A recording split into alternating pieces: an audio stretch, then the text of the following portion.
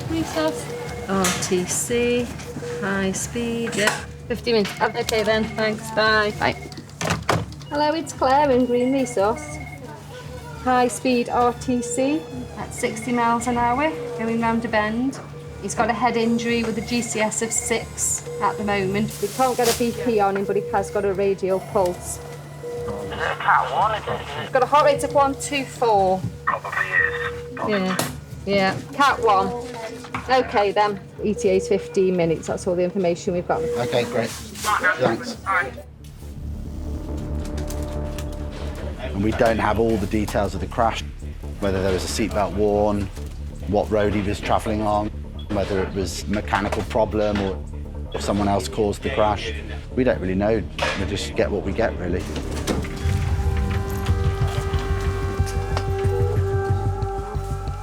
3, 1, 2, 3. Right, this is a 30-year-old male. Yep. High-speed RTC, 60 miles an hour around a corner, sideways. In a car? Yeah. Get this stuff off. Got a left-sided head injury with swelling. Airway is the main issue. Yeah, airway's the main issue at the moment. Date of birth 28/10/91. To drop your conscious level that far is an indication of a serious brain injury. When they're travelling at high speed, the brain smashes into one side of the wall of the skull and the brain can start to swell. It can kill people immediately or it can develop over time. So we urgently want to get them into a CT scanner because that tells us exactly what's going on. But we've got to be mindful of other things that stabilise the patient in the meantime.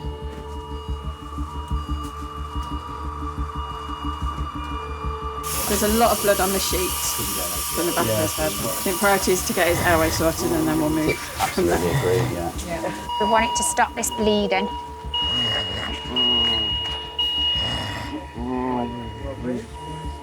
Thank you very much. Yeah. Cheers. Okay. Hi, it's Alex, one of the A&E consultants. I'm currently stood in resus in front of a young chap who looks like he might have a really serious brain injury. From a high-speed car accident, he's got a severe head injury, but he's got abnormal respirations. He keeps pausing his breathing and large sort of contusion and bruising and cuts to the left side of his head. I mean, he was twitching his limbs a little bit. If you're literally about to go into theatre to do some elective thing, I guarantee I'll do the CT, I'll ring you in 5 minutes, and then you've all gone into theatre to do a 10-hour operation, and then there's no surgeons to do anything for him. So you need to make sure that there's a theatre available. He looks like he could have a serious head injury, so cheers.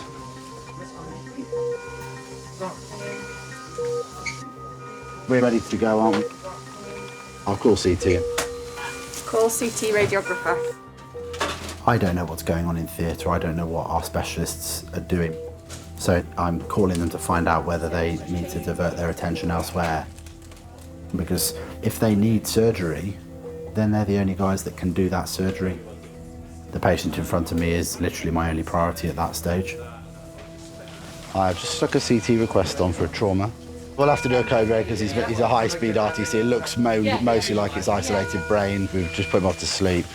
He could be in a bad way. All right, thank you. Okay, CT are ready. Yep. That level of unconsciousness after a head injury, that's concerning. Unit number 1091. The next 48 hours or so is going to determine how bad this is for him.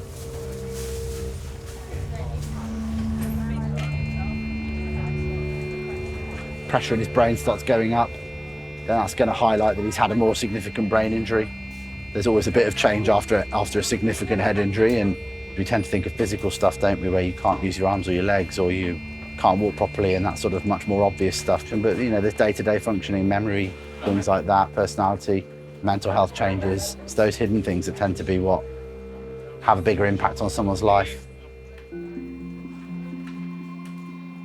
So there's a small focus of intraparenchymal contusion there, maybe another one there.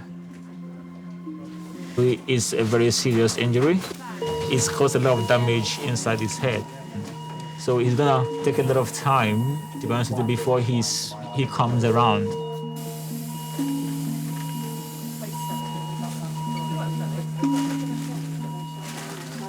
So he's just about to go to the intensive care unit, and up there the neurosurgeons will meet him and they'll insert that pressure monitor into his brain.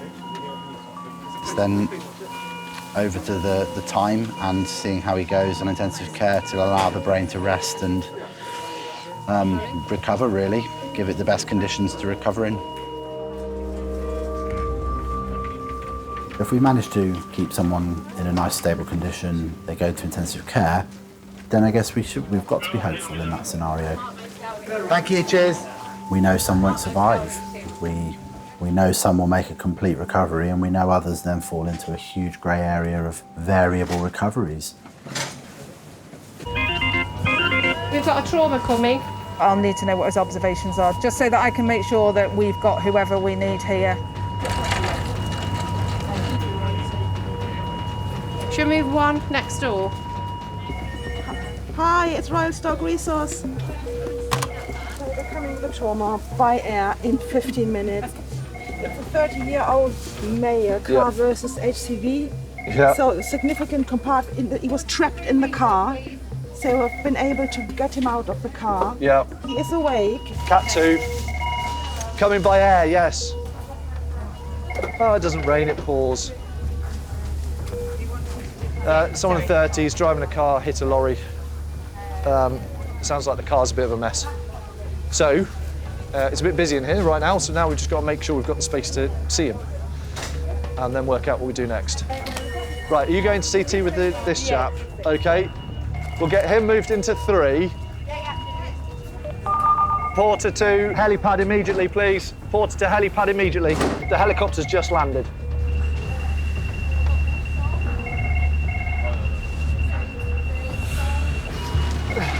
Grant, can you just shove that on a trolley? Simon, can you just pull the curtain across, please? So if we transfer that oxygen onto ours, and then listen into handover. Ready? Move. OK, guys, if we have all hands off, please. Everyone listening? Good morning, guys. This is Damien. He's a 30-year-old male. At about 10:10 this morning, he's managed to roll in an RTC versus a HGV. Initially trapped, hanging upside down, extricated by the fire service on scene and described as being agitated. Significant chest wall tenderness, sternum and anteriorly. Now come up to GCS of 14. Anyone got any questions? Thank you very much. If we get him off the scoop, please. Chest X-ray. You happy to just come in and do a chest as part of the primary for us? Cheers, thank you. Just relax. Any pain in your tummy? No. What, mate? Chest feels really tight. Your chest feels tight? Yeah. Top of your chest? Yeah, it's really tight. Can't breathe with my chest. Just the scoop coming from Bondi, sweetheart, okay? Oh. Well done, buddy. He's just in a lot of pain with his chest. Can we get some fentanyl out? You're doing really well. He's probably fractured sternum and ribs. It does look higher. If you come and stand here. We're just going to take an X-ray of your chest, Damien, see what's going on. If you're not wearing lead out. He's got multiple lung contusions. Yeah, look at this. The reason the left side's bigger is because he's moving it, but the right side is not moving. Oh, my chest is so tight. Nice and relaxed. You're doing really well. I'm going to very quickly check the CT scan of the man who's got the query AAA, OK? Well done, Damien. Bit of strong pain relief now, mate. Pensional. There you go. Good man. It's fine. Bend your arm back up. Nice deep breaths for us there, mate. OK. They're just finishing scanning the chap from the end, and then we're next. There's an awful lot going on in the room, and people are pretty ill. So it's nice to be able to let the guys run that and keep going with that while I can manage the others as well. When you're in that recess room and it's really busy, there are times when you will have to change your focus very quickly because someone needs your attention now and you might have been somewhere else. And the important thing is to never leave anything as a fixed. It's always fluid, it can always change. Yeah, just on one of the non-refundable. Be nice and still for us, Right. mate. Line your back for a bit longer there, Damien. Oh, yeah. OK. Legs nice and straight, please, Damien. Damien, we're going to lift you across just whilst all this is going on, OK? Because you're on a mattress. You stay exactly where you are. Damien, stay where you are, all right? And ready, steady, slide. Well done there.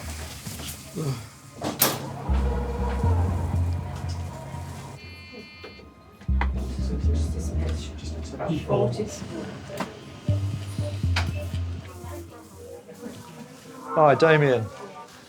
Open your eyes for me, Damien. You're right. My name's Chris. I'm one of the consultants here. We're just looking through your injuries on your scan because you've done a few things in the smash, all right? So there's a little bruise on your brain. We'll need to get the surgeons to come and have a look at that and keeping a close eye on that. So it looks like on your left-hand side you've got a little bit of a punctured lung and some broken ribs right up at the top up here. And then on your right, you're bleeding a bit, but you've also bruised your lungs a lot. All right, so we're going to need to keep you on a lot of oxygen. We're going to need to keep you in hospital. I'm hoping there's nothing we need to do. It's just going to be a case of keeping a very close eye and see how things go. Is there anything you want to ask me? Somebody explain that to my partner, please. Have we got your partner's details? Yeah, I'll give them a call in a bit, all right. I'll catch up with you in a bit, okay? So the next couple of hours, we need to get all the specialists involved in his care. So basically, we need a neurosurgeon to have a look at his head, cardiothoracic surgeon to look at his chest, and decide whether we need to treat the punctured lung. We'll then need a bed on our trauma rehab unit, and he'll go to our trauma unit. He's got quite a lot going on, but it's the bruising on the lung could really develop over the next 24, 48 hours and really make it difficult to breathe. Looks a bit bruised and battered. I've been trying to find your bag. I've been doing a detective work and got it in the end. I thought you was with another woman. One of his work colleagues messaged me to say Damien hasn't made it to goal. The first thought is worry.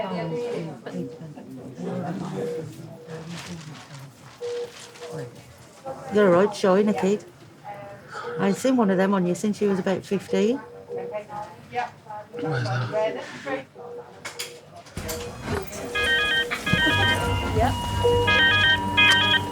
Hello, Stoke Resource. You're right, Let me quickly see the lady in 3. Hello. Oh, a couple of cardiac patients coming in. Sorry, how old? Yeah. All the paramedics tell everyone it's free for 15 minutes. And the leg's a mess, so we just Yeah, straight into here. It's a worry, isn't it?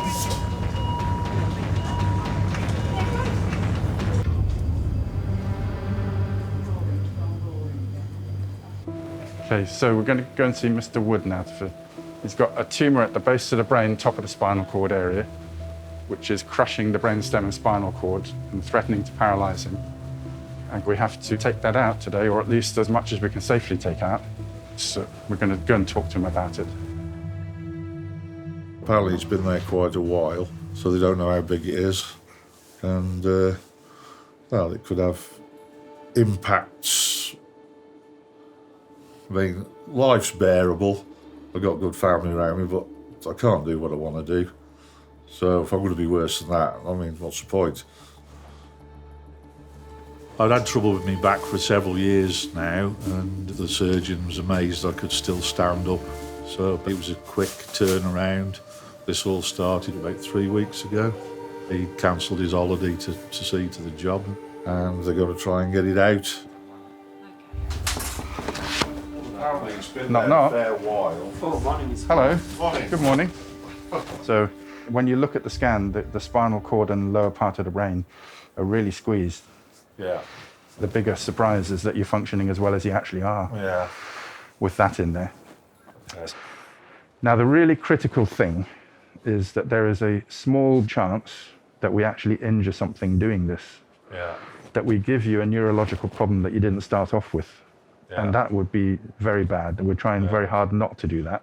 The main thing is to take the bulk of it away and make space.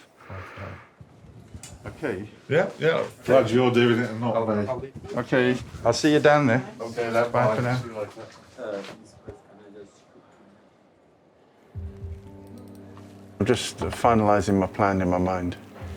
I've been thinking about it for a while because you don't have to operate on a tumour if you find a tumour, and sometimes it's just deemed too risky to do that. But over time, the tumour will grow. It comes up here, up to here, around here, and down here. It's only a matter of time before this brainstem decides it's had enough. And it's a bit like walking towards the cliffs of Dover, you know, while you're on the grassy bit, you're all right. And you take that last step and fall off, and now you're done. I just would like to get in there and to get it over and done with.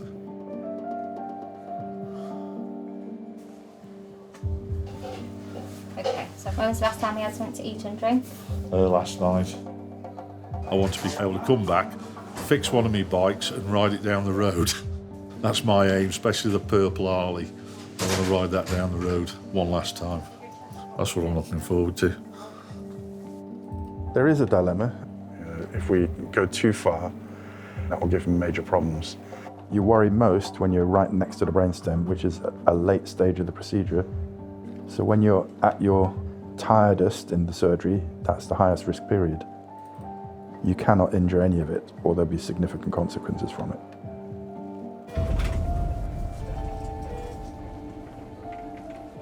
I mean, life's life. I could have a completely successful operation, walk back to the car and get hit by a bus. You know, you don't know what's going to happen. I've got a brilliant family around me. I wouldn't be without any of them. They're all great. I've seen another grandchild born. When we got here and found out what it actually was, I mean, I was so shocked at the fact that it was so serious. So in those last 3 weeks, it has been a blow. David, gonna start drifting off to sleep now.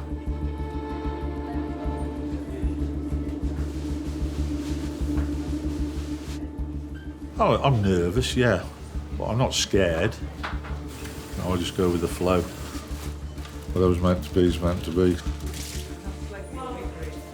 I just hope with all my heart everything goes right and then I can bring him home. 1, 2, 3. And that's all I wish for.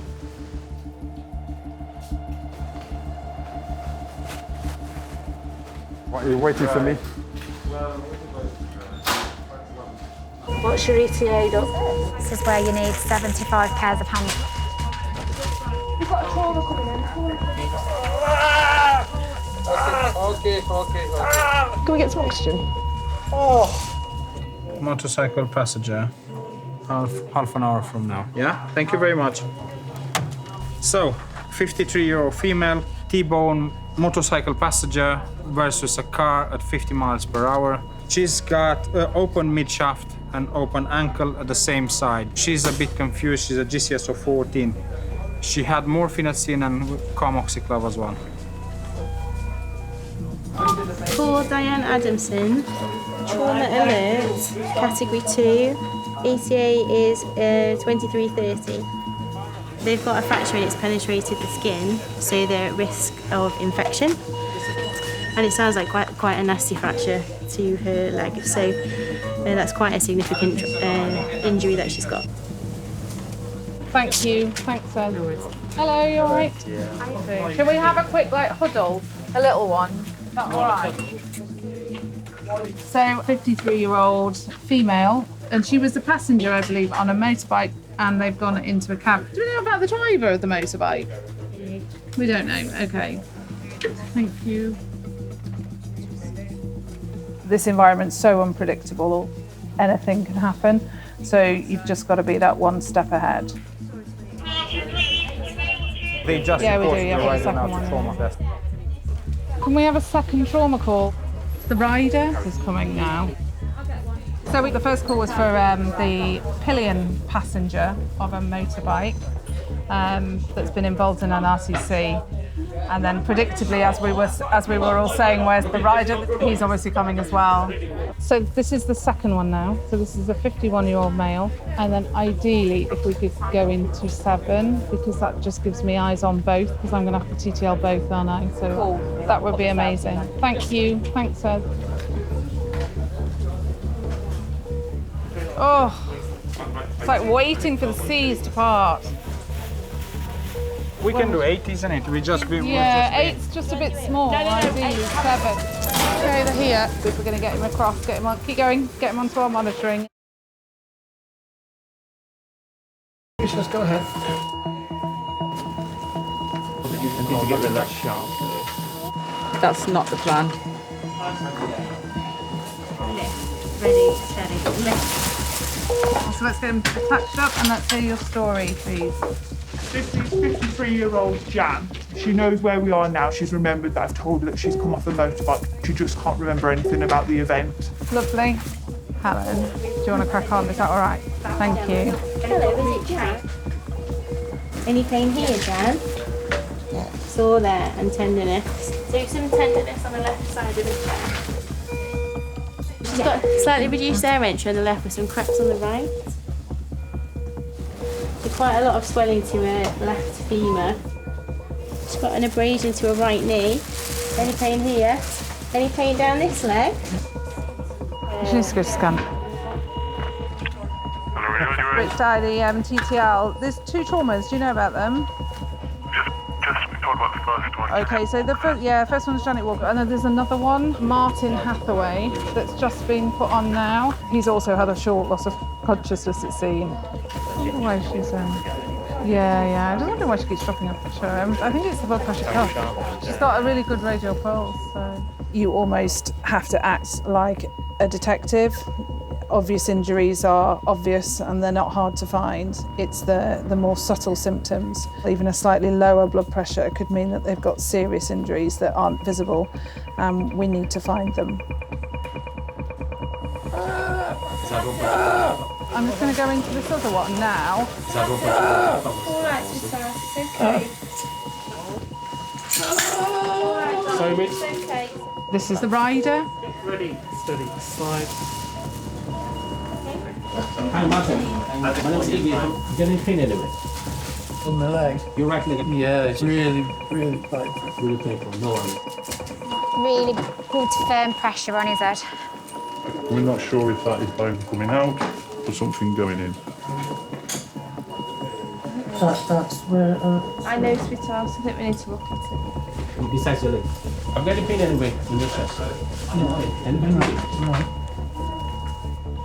So where are we up to, Iggy? Fill me in.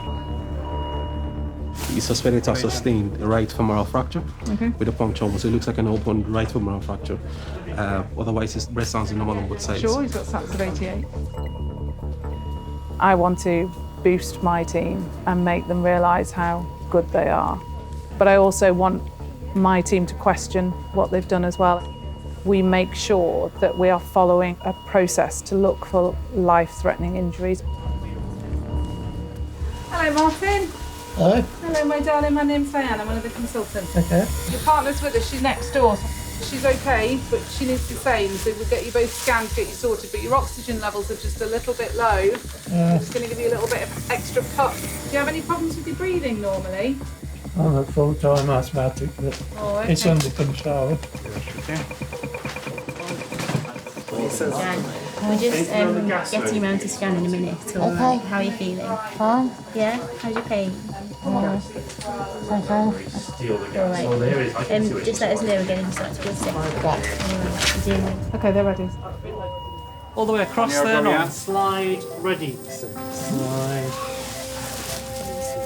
Stop.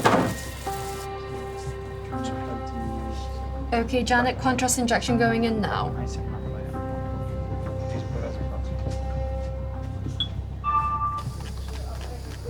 So for Jan, she's got some significant injuries. Obviously, she's got lots of injuries down in the lower limbs, which we expected.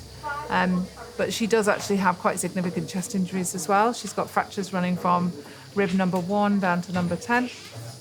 And we'll put a block in, so to actually block the nerves running to those ribs so that she can breathe more easily. How is your pain, my dear? Do you want some pain relief? Yeah? Okay. She's got multiple, we call them contusions, but they're essentially bruises of the actual lung tissue itself, which again will make it more difficult for her to breathe. And there's also some open wounds where the bone will have come out through the skin and then sort of gone back through. So that puts her at sort of a high risk of infection. So she's on very strong antibiotics now as well. So yeah, she's come a cropper, that's to be sure. Bless her.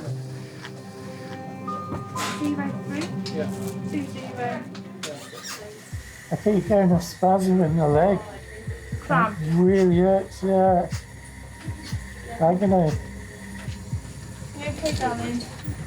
Can the pressure be released from that? Yep, so ready, steady, go! Sorry, dear. Sorry, dear. No. Take a breath in and hold it.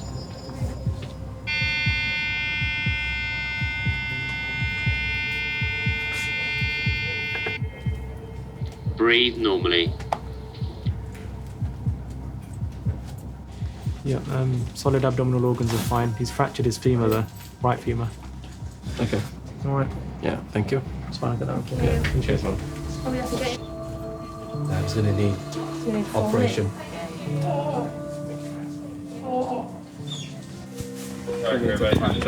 Right. We're just talking about your scan, but we will take a much more detailed look at it. Is Jan in the next room? Yeah. What we'll do is, once we've got you sorted, we'll park you up next to your partner so you can at least see her. Yeah. Okay. I bet she's upset now. Yeah, she's got a little bit more going on, but she's... Me? Yeah, she's stable, but she's got a little bit more going on. Okay, but she's all right. I will wheel you in there in a minute, but can we just get you some pain relief first? Is that all right? Yeah, I'd love that. Is that all right? All right, sweetheart. Tell her to cook me tea as well. Well, I don't. She won't be doing that for a bit. It'll be the other way round. Oh, yeah. She's got 2 legs done. You've only got 1. She doesn't like cooking. She better get used to it, eh? Okay. I just try and recognise how they must feel, because it is scary to be lying there and all these people around you that you don't know, and a couple of seconds just to tell somebody that they're safe and that you're going to look after them and do your absolute best for them. I think that's the very least you can do. On your right, you shout to it. Right. Can you see you? No. Can we just take him in there?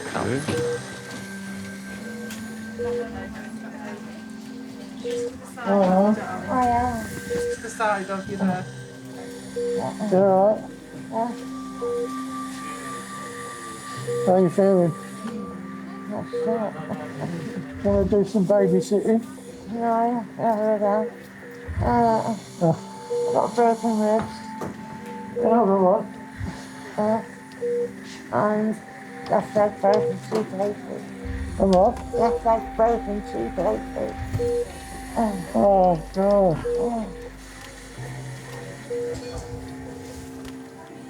We're going down the pond. All right, then. All right, my love. Your scan, from your chest perspective, we've asked the cardiothoracic doctors, so the chest surgeons, to come down and have a look. Sometimes we can fix people's ribs if that's the best thing to do, but we need them to look at the scans and work out what is the best thing to do to get you better, because obviously your lungs are not perfect, being honest, and also there's a lot of blood hanging around there at the moment, but in your legs you're going to need a fair bit of work to sort them out. We'll get you sorted, okay? Okay, thank you. All right, sweetheart. So for tonight, we are going to keep her on the strong antibiotics, get her sort of sat up a bit and breathing well overnight. She's got a long road ahead of her to get better. Plan for her will be to be reviewed by the orthopaedic consultants in the morning with a view to taking her to theatre. She's got a lot of injuries.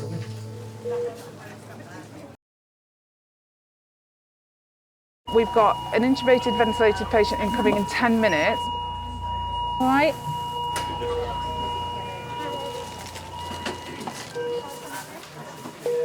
Hi David, it's Laura from Physio. Can I have a little listen to your chest? In terms of his neurological outcome, Mr. Wood seems to be fine. Okay. However, from the general body perspective, he's had a struggle. So the main problem has been recurrent pneumonia. His lung bases have collapsed and become infected. And that's required a lot of input from ITU for ventilation support. Are you able to switch your breathing over, okay? And slowly attempting to wean him from the ventilator, which he's still not off weeks later, but he seems to have turned the corner quite significantly in probably the last 7 days.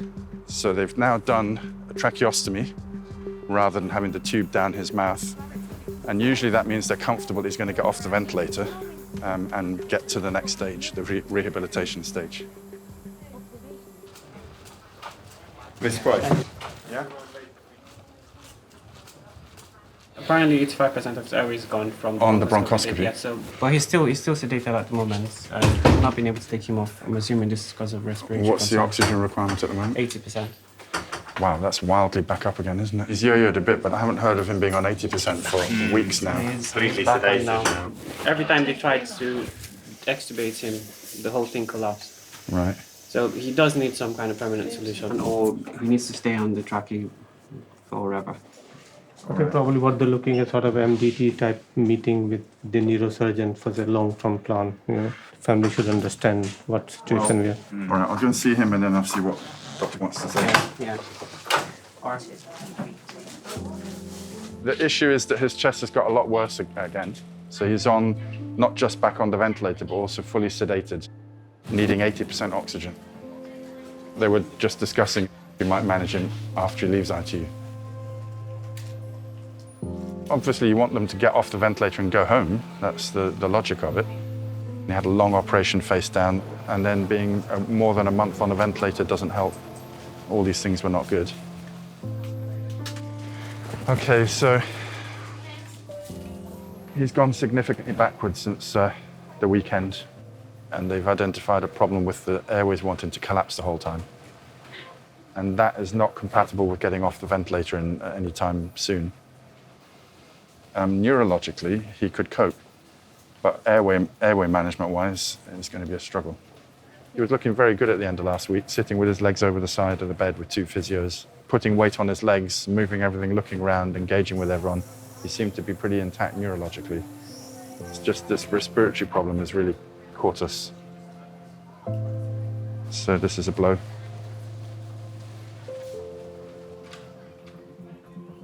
We need to scan her.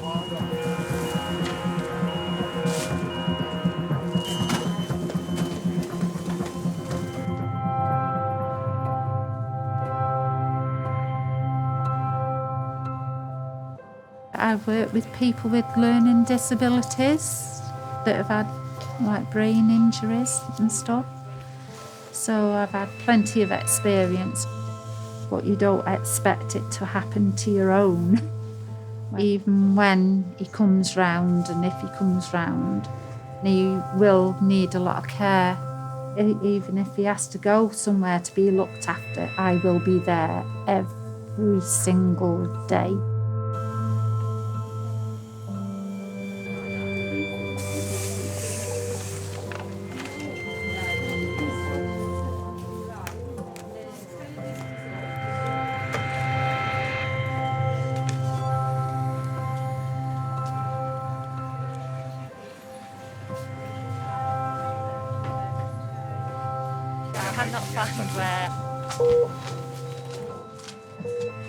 In the hospital environment, there are large elements of unpredictability in what happens. If I end up taking him to scan, Paul says he's happy to supervise you doing the drain.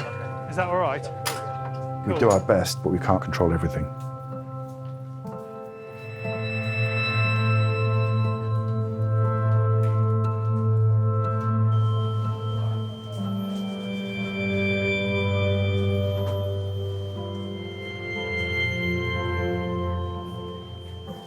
And every now and again, you get something from left field that you just didn't see coming.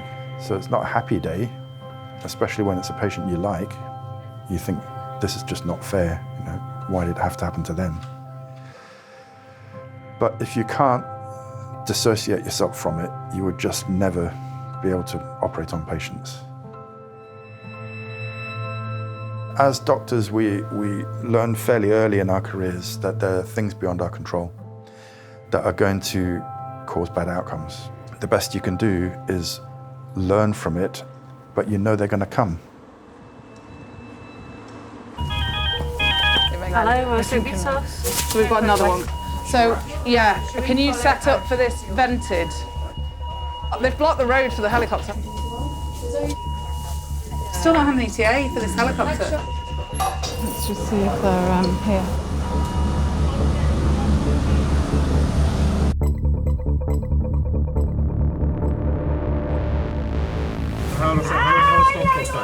50 metres, that's a height that can kill someone. Vomiting blood, team. Yeah, let's move it through. If the stroke progresses, basically it's life and death. It's invading round some of the major blood vessels in the neck. That's how the first patient who died under my care died.